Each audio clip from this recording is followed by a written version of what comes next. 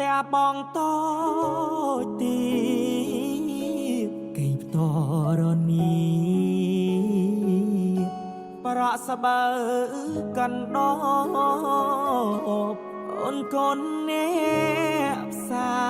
រជាភាពល្អកកូនអ្នកមានត្រកូនអ្នកមានស័យ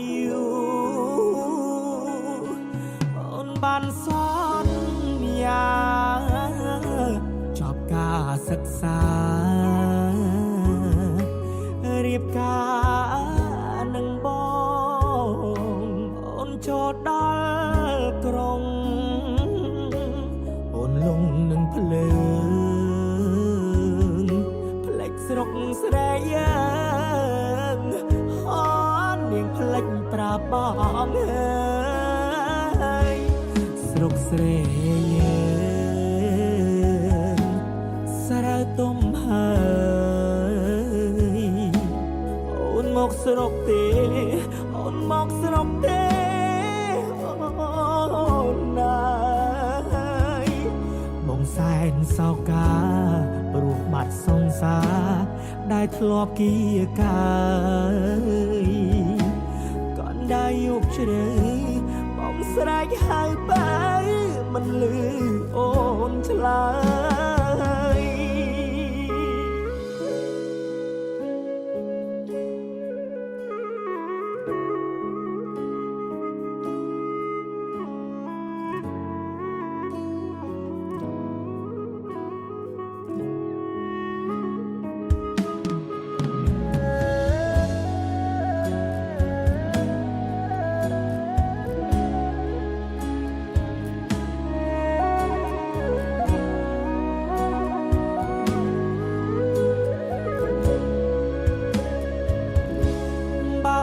ផ្លេច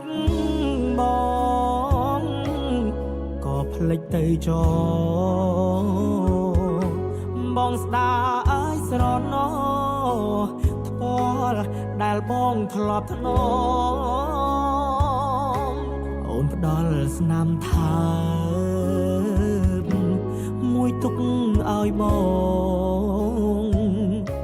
ទុកជាចំណងឲ្យបងរំចាំរហូ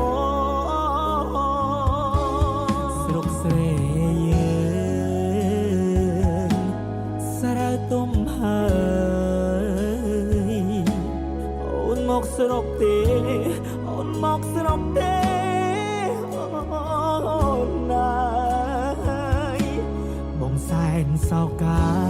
ព្រោះបាត់សង្សារដែលធ្លាប់គៀកាកណ្ដាយយកជ្រៅបងស្រែកហៅបើមិនលឺអូនឆ្លើយកណ្ដាយយកជ្រៅបងស្រែកហៅបើ